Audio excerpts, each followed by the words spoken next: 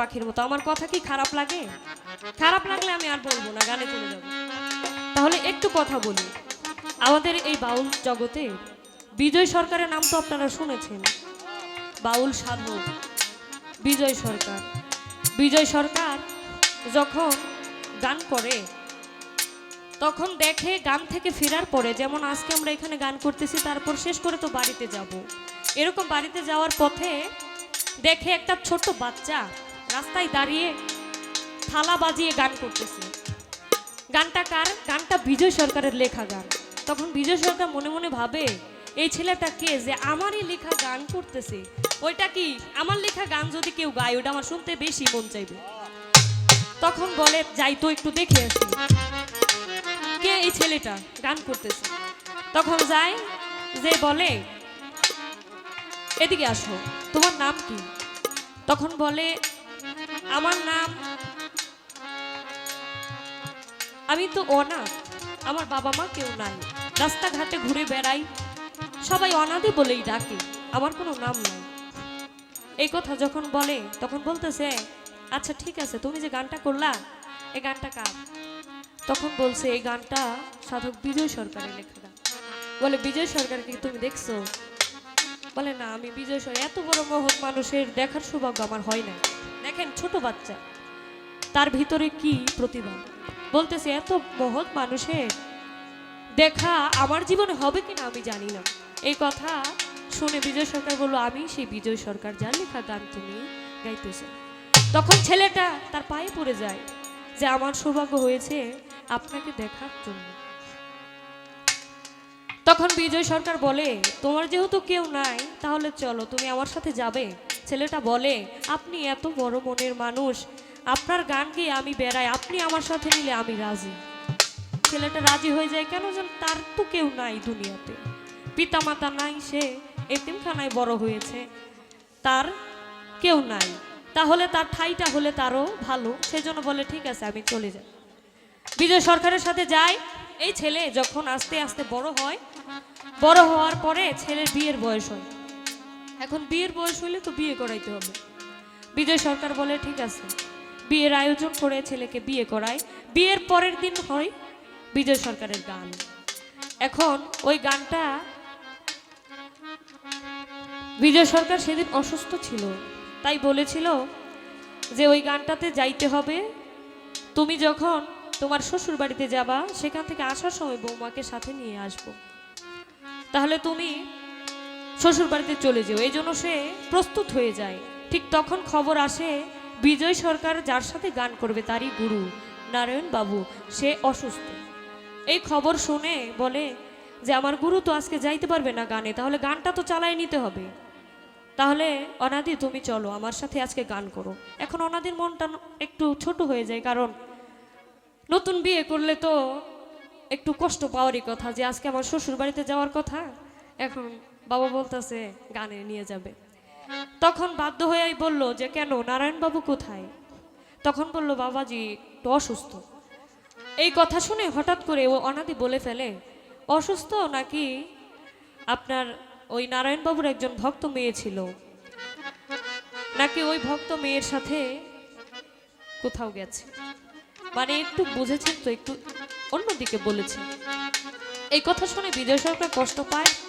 কষ্ট পাওয়ার পরে ও ছেলেকে আর বুঝতে দেয় না যে কষ্ট পাইছে। তখন ওই গান থেকে আসে, বলে, বিজয় সরকার বলে, যাও নারায়ণবাবুর কাছে যাও। তখন নারায়ণবাবুর কাছে যাইয়া দেখে নারায়ণবাবু এই রৌদ্রের মধ্যে বাঁশ কাটতেছে। পরে বলে যে, অনাদি, তুমি যে এই কথাটা বললে, এই কথাটা কি তুমি ঠিক বলেছ? তখন বলে, ওই যুগে তো কোনো মোবাইল ফোনের ব্যবস্থা নাই যে ফোন করে বলে দিবে, তখন কি বুঝতে পারে? তখন অনাদি মনে মনে একটু বুঝতে পারে এর মধ্যে কোনো একটা ঘটনা আছে। নারায়ণবাবু বলে, যাও, তুমি আমার ওই ভক্ত মেয়ের কাছে চলে যাও, গিয়ে দেখো আমার ভক্ত মেয়ে ভাত রান্না করতেছে, তার এক হাত দিয়ে ভাত রান্না করে এবং আরেক হাত দিয়ে মাটিতে বাতাস করতেছে। এই কথা শুনে দৌড়ে চলে যায়। প্রিয়বালার কাছে। মেয়েটার নাম ছিল প্রিয়বালা। যখন যায় তখন বলে এত দূরের পথ হেঁটে হেঁটে যায়, তখন যানবাহনের ব্যবস্থাও তেমন ভালো ছিল না। হেঁটে হেঁটে যাওয়ার পরে অনেক ক্লান্ত, যে বলে যে দিদি, নারায়ণবাবু যে কথাটা বললো এই কথাটা তো মিলে গেল। আমি দেখতেছি তুমি মাটিতে বাতাস করতেছো, এর কারণ কি? তুমি মাটিতে বাতাস করো কেন? তুমি দেখে আসছো আমার গুরু এই রৌদ্রের মধ্যে বাস কাটতেছে, আমার গুরু কি গরম লাগতেছে না?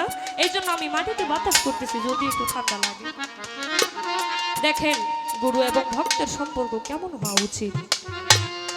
তখন অনাদি চিন্তা করে তাদের মধ্যে কি এমন সম্পর্ক যে এত দূরের খবর তারা মুহূর্তের মধ্যে পেয়ে যায়। তখন বলে, দাদা তুমি চিন্তা করো না, অনেক দূর থেকে আসছো, তুমি একটু বিশ্রাম করো। এই বিশ্রাম করার কথা বলে যখন অনাদি বিশ্রাম নিতে যায়, তখন সে হঠাৎ করে ঘুমিয়ে যায়। ক্লান্ত মানুষ কিন্তু তাড়াতাড়ি ঘুমায়। যখন ঘুমিয়ে যায় তখন স্বপ্নে দেখে একটা সমুদ্রের মধ্যে একটা নৌকা বেয়ে আসছে। এই নৌকাটা একজন মাঝি চালিয়ে নিয়ে আসতেছে। যখন নৌকাটা আস্তে আস্তে তার কিনারে ভিড়ল, তখন সে দেখে ওই নৌকাতে নারায়ণবাবু বসে আছে। ওই সমুদ্রের কিনারে তিনজন মানুষ দাঁড়িয়ে আছে। কে কে? বিজয় সরকার, প্রিয়বালা আর হচ্ছে অনাদি। নারায়ণবাবু হঠাৎ ডাক দিয়ে বলে, বিজয় সরকার তুমি চলে এসো আমার নৌকায়। বিজয় সরকার বলার সঙ্গে সঙ্গে ওই নৌকায় চলে যায় এবং প্রিয়বালাকে ডাক দেয় যে তুমিও চলে আসো আমার নৌকায়। অনাদি দাঁড়িয়ে ভাবে এইবার বুঝি আমাকে ডাকবে, কিন্তু না। এই নৌকাটা যখন ছেড়ে দেয় তখন অনাদি বলে, এই এত বড় নৌকার মধ্যে আমার কি একটু জায়গা হবে না? বলতেছে আমার কি একটু জায়গা হবে না? তখন প্রিয়বালা বলে, দাদা তুমি তো গুরু কলঙ্ক করেছো। আমাদের মধ্যে এমন কিছু ভক্ত পাওয়া যায় যারা মুর্শিদের কলঙ্ক করে। ওই হতভাগা ভক্তরা যারা মুর্শিদের নামে আরেকজনের সাথে বদনাম করে। বাবারে, ভবা পাগলা একটা গান লিখেছেন, তুমি ভেবেছো কি মনে এই ত্রিভুবনে তুমি যাহা করে গেলে কেউ তো জানে না। আমি যা বলবো, মানে আমি এখন যা মনে মনে ভাবছি আপনারা তো জানেন না মনে মনে কি ভাবছে জানেন? আমি যেটা বলতেছি সেটাই শুনতেছেন। মনে মনে যে কথাটা বললাম সেই কথাটাও কি আমার আল্লাহ শুনছে? তাহলে আমি যতই গোপন রাখি না কেন, কেউ না জানলেও আমার আল্লাহ ঠিকই সবকিছু জানে, সব দেখে, সব বুঝে। বারে বারে আর আশা হবে না কার? ওই রকম ভক্তদের জন্য না যে কি এই জন্মে এসে নিজের মুক্তি লাভ করতে পারছে। ওই মুর্শিদের দেখানো, মুর্শিদ হচ্ছে পথ প্রদর্শক, অর্থাৎ যে পথ দেখাবে। চলার দায়িত্ব কার? আপনার। চলার দায়িত্ব আমার। ওই দেখানো পথে আমার চলতে হবে।